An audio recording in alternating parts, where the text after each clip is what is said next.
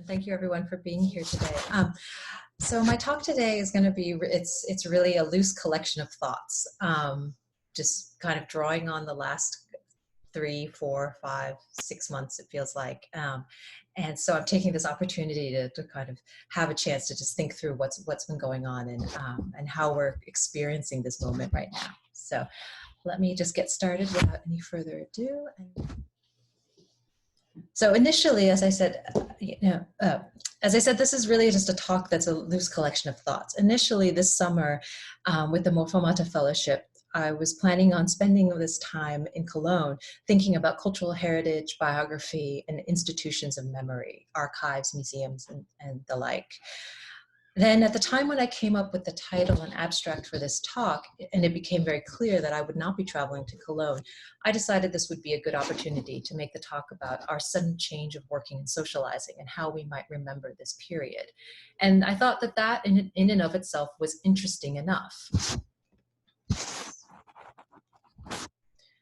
Now, that period, about in early March, which was a little over 3 months ago, that period of my life almost seems quaint, right? When the lockdown first started. When the city of Los Angeles issued its stay-at-home order in mid-March, I was at the tail end of parental leave. So staying at home had pretty much been my life for the past 9 months or so, ever since my son was born last summer. I kind of thought, oh, now everyone's just going to do what I've been doing, which is staying at home. And as a China scholar, I'd been following the news coming out of China, though I can't say that I was in any way prepared for what was going to happen next. There was a lot of uncertainty from the start, but in those first weeks, there was also a lot of creativity, it seemed. And for those of us enough to have a relatively stable internet access, there was almost too much to watch, too much to do. Although, of course, for those people with children, there was no time to watch any of it. Social media was proving to be a lifeline for a lot of people, even for those people like myself who really only dabbled. And YouTube and Zoom suddenly felt even more real and even more connected, or at least more entertaining. And so while it was kind of boring to stay at home, it seemed like staying home with only the internet was not necessarily going to be such a bad thing. And I'm going to play just a little, first about 45 seconds of the song Mask, Glove, Soap, Scrub from Todrick Hall, who's a performer in the US.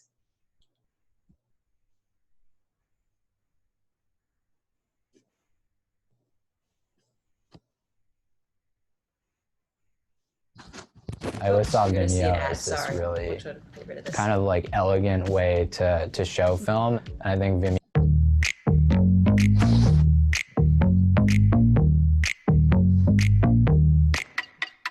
Mask, gloves, soap, scrubs, TikTok, Grubhub, Twinks, jocks, bears, cubs. Zoom is the new club. 6 feet, no hugs, still beat these mugs. Sick beat, cut a rug. Joe Exotic is a bug. Kitty cat, tell me Carol Baskin, where is the husband? Everyone's asking. Stimulus check, everybody better cash in. Mask and gloves, yeah, that's a new fashion. Girl, what did that girl just say, girl? Girl, I don't go to work.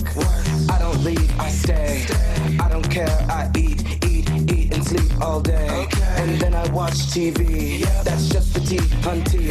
Until they set us free. And I'ma let you see. What you gonna let them see? My mask, gloves, soap, scrubs, mask, gloves.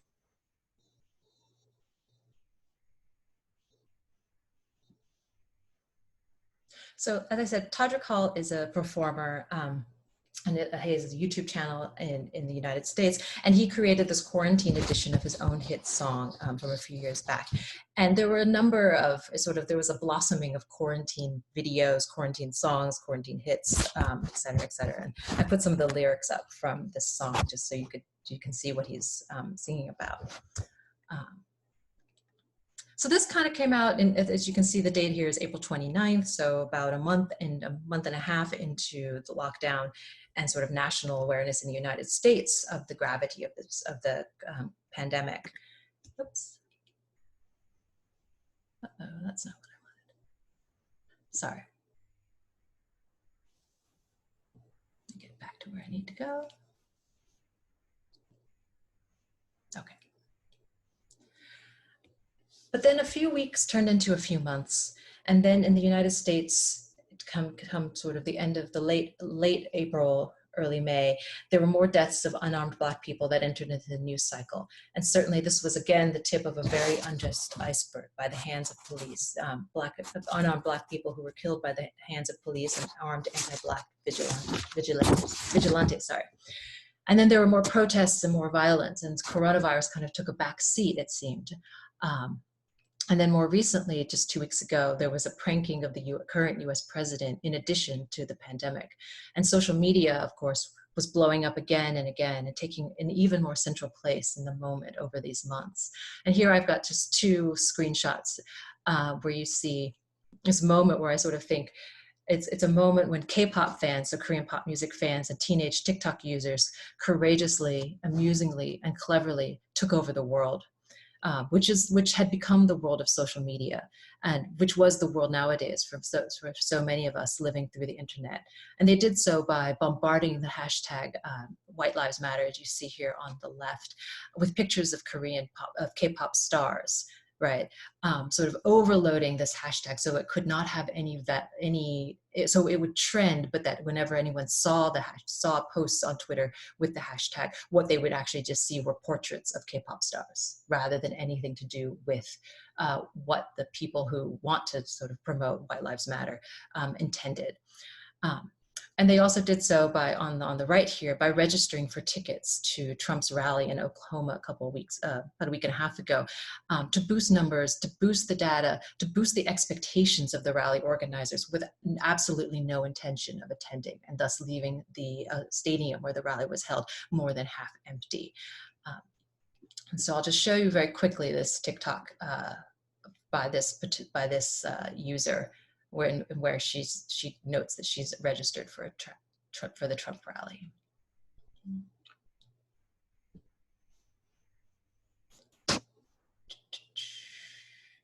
Hello. Yep.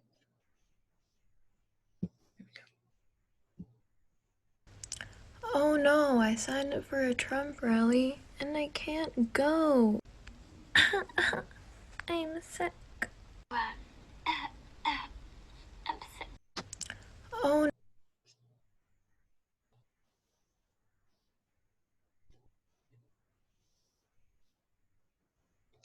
Okay.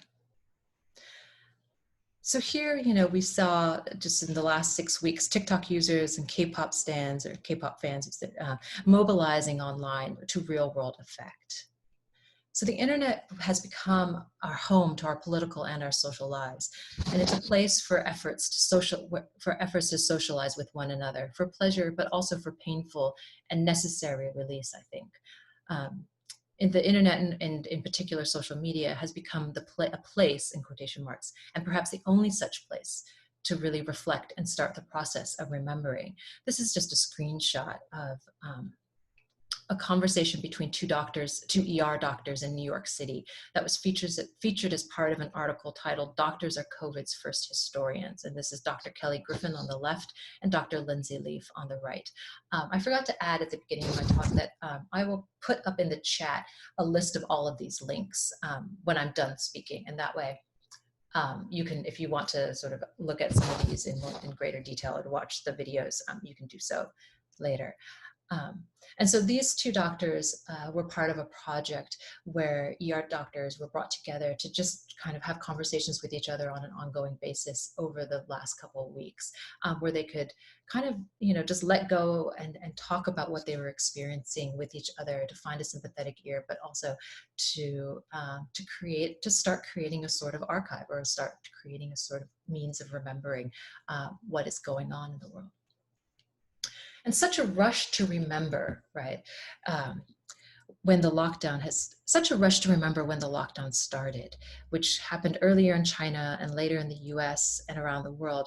These diaries, notebooks, photographs, audio recordings, and objects and ephemera. There have been countless projects springing up online and in real life, hosted by museums, universities, and other institutions to try to make memories out of this time. And so this is really where I got started thinking about for this talk, was why is there such a rush to remember right now? What is it that's driving us to want to create all of these projects to collect? Every morning on the radio I hear a call for people's audio diaries, to upload your audio diary, to hold on to this, to create an archive of the experience in Los Angeles.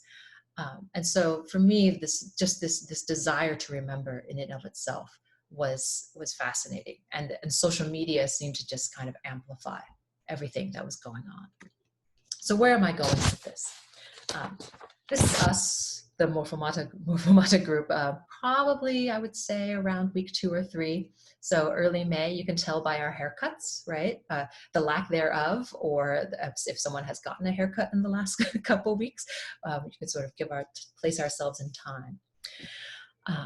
Where am I going with all of this? If, as Todrick Hall, the performer, says, Zoom is the new club, well then here we were, Morphomata Online, which for me, at least, beginning in early May, provided a weekly outlet away from the 24/7 presence of the 3D bodies of my 1-year-old son and my partner, and into a world of talking, bobbing, upper body portraits. And it really has been a joyful kind of place to be in, given the current circumstances.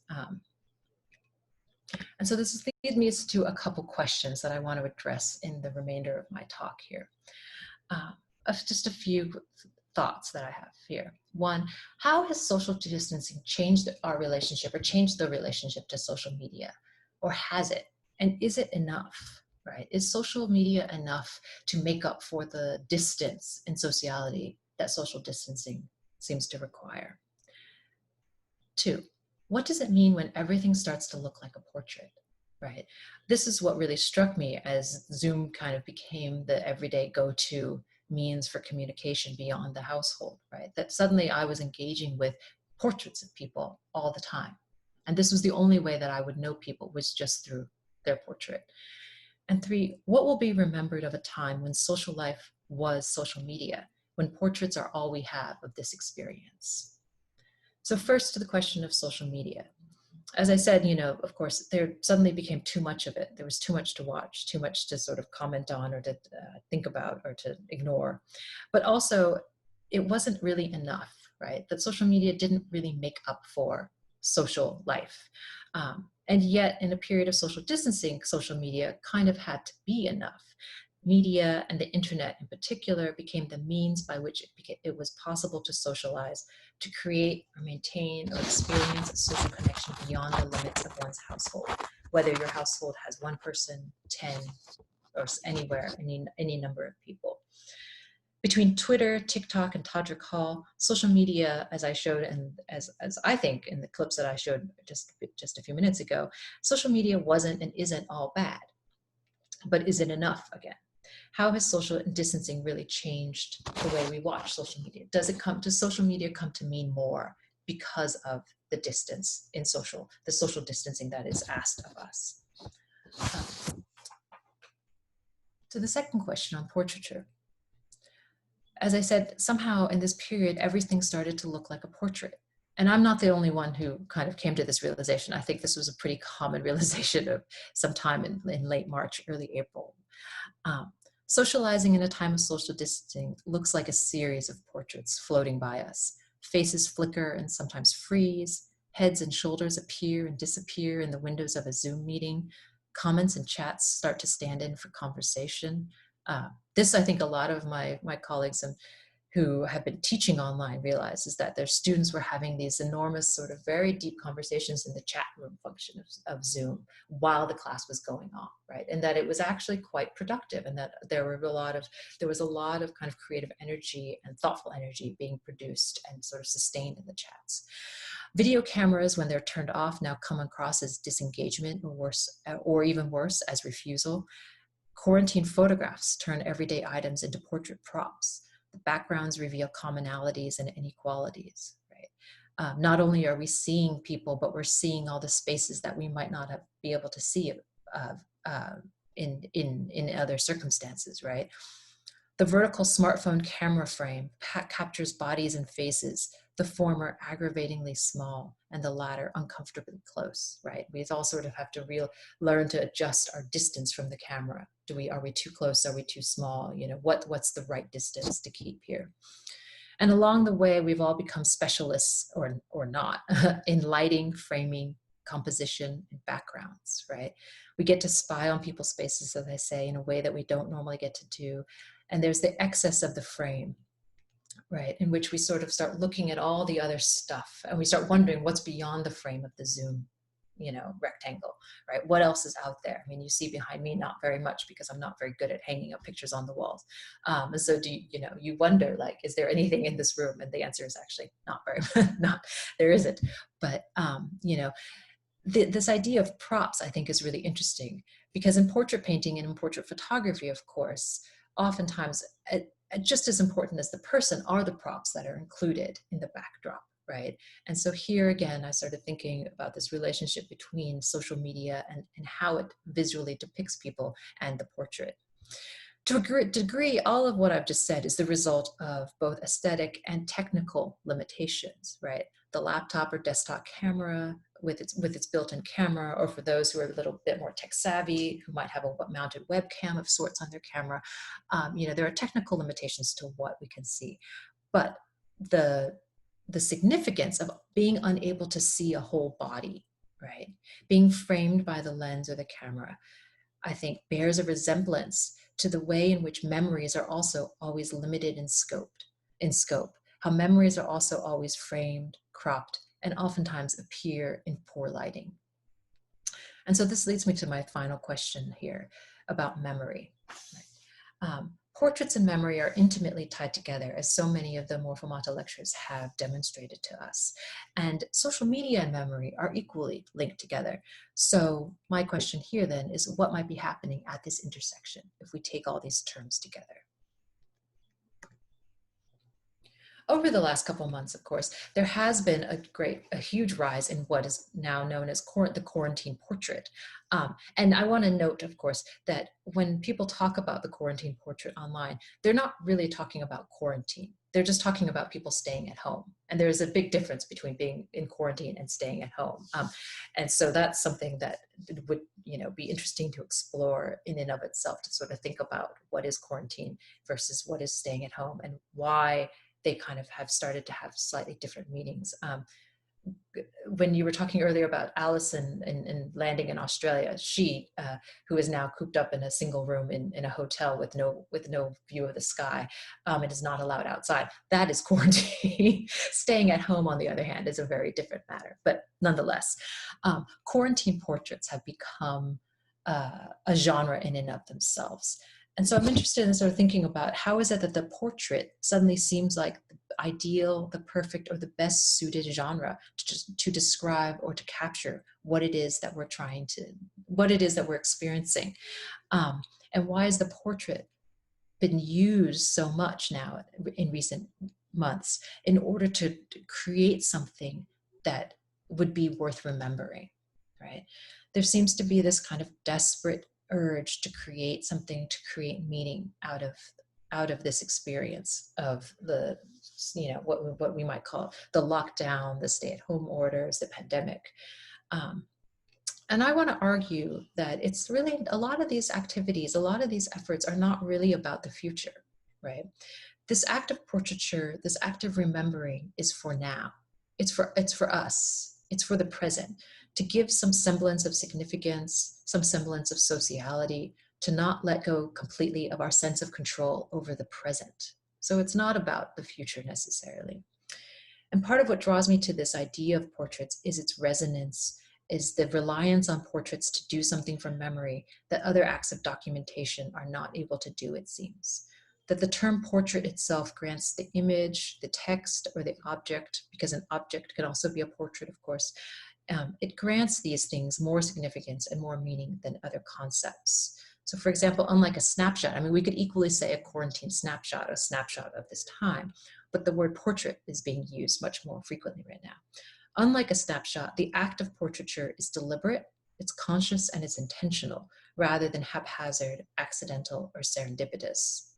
Portrait thus gives us back a sense of control and a sense of the ability to make sense of time. And this sense of control, I keep kind of harping on this because I think this is really what is driving a lot of this, is so sought after right now in this present moment as cases rise globally again and again. And so here, I think, is there a connection between portraiture and social media, because both require a certain kind of intentionality and a certitude of knowing. Right? Of course, the common critique of much social media is that it is a throwaway act. It's a few seconds here, TikTok is 15 seconds max. It's a few snaps there, but even social media skeptics like myself have to acknowledge that there is genuine creativity, vibrancy, and feelingness possible. In a time of social distancing, social media itself has become the event. It is the experience. It's not just the platform through which life is being experienced.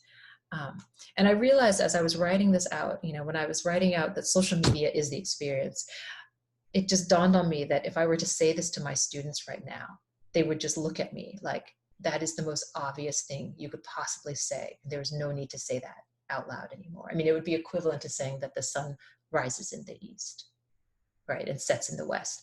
Of course, social media is the experience. And yet for me, this was suddenly a realization that, oh, life is social media. It's not about social media capturing life somewhere else.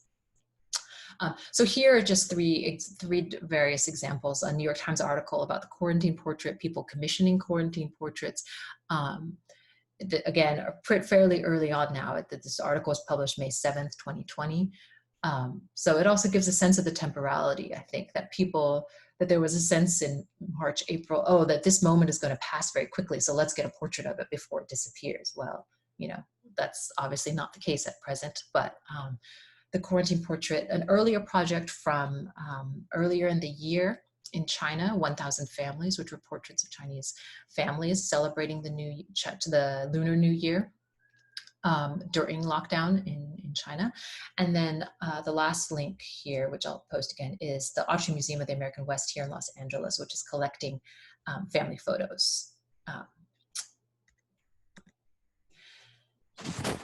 So this is just a screenshot of an image search on Google for quarantine portraits. And so here, I want to try to just make some more connections between these dots, between quarantine portraits, social media in a time of social distancing, and these innumerable projects to collect, document, and ultimately remember. Thinking about this talk got me looking into studies in experimental psychology and neuroscience about social media and memory. And some studies have argued that media can negatively affect memory, that people are less likely to remember something if they take a picture of it, or write notes about it, or post something on a social media platform about it. In one often mentioned study, participants looked at art objects in a virtual museum. In another, they visited a chapel or watched a TED Talk, and then they were asked, certain groups of participants were asked to not do anything, to just experience it. Others were asked to take a picture. Others were asked to write about it. Others would be asked to post something on social media about it. One study, and in both of these particular studies that I looked at, it was found that people who actually did something, take a picture, post on social media, had less recall of the event after the fact.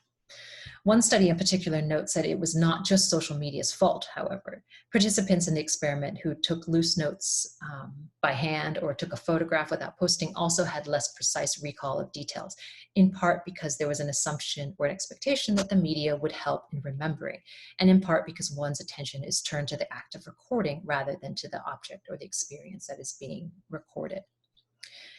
Now, of course, none of this is really terribly surprising, I think, except for the fact that in one of these studies, they also found that none of these actions, taking a photo, taking notes, or posting to social media, necessarily affected how participants actually felt about the experience, or how or if they felt engaged.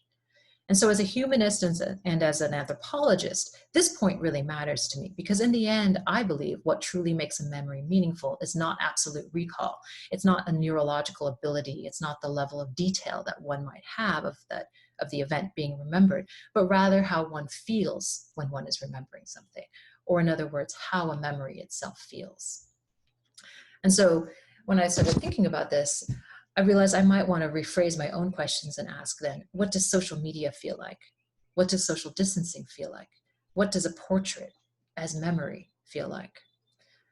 Studies of social media and memory treat social media and all media, including writing, photography, etc., as intermediaries. The object of a memory is something else. It's a visit to a chapel, a show, an object in the real world. In a sense, then, memory is also regarded as a medium, a channel through which, or a representation of, a real life experience. But I want to push this a little bit. I realize that there's a lot more that this claim would need to flesh out, but just for the sake of the argument, what happens now if social media is the experience? A memory is often regarded as a memory of something. So can there be a memory of social media? The answer, of course, is yes. Yes, of course there can be a memory of social media. I'm pretty sure that I will remember these past few months for quite some time. And I will remember this talk. I will remember more Monaten on Zoom. I will remember checking Facebook more frequently than I'd like to admit.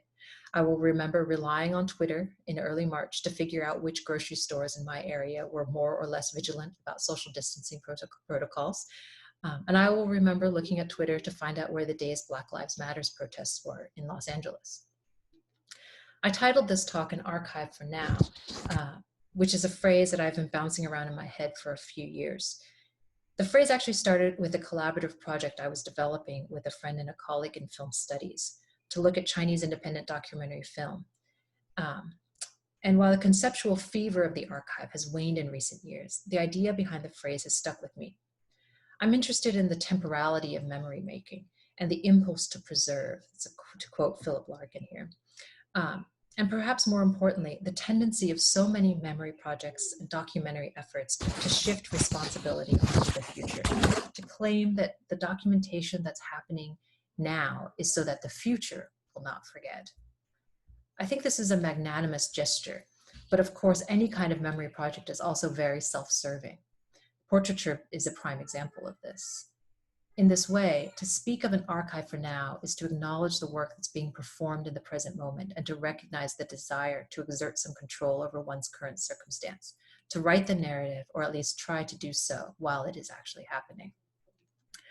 It is also to admit that this archive might be temporary, that it might just exist for now, and that it may shapeshift or it might be forgotten. So then to turn back to the present, what will it feel like to remember social distancing in 2020? What will this memory look like? I mean, I'd like to take this opportunity to have everyone here to really think about this, right? To give us the opportunity to think about how we might remember what it is that we're going through, and if it is that different. Will this period be, will coronavirus and COVID-19 be forgotten like so many other diseases have been in the past? Or will we be able to remember that at this time we have tried so very hard not to forget? So that's the end of my talk. It's a very short talk because it's just reflections, but I'll put the links up in the PowerPoint. And if you want, I'd be happy to, show some things on. I can share my screen and we can look at some things together and also discuss them. But yeah, thank you very much.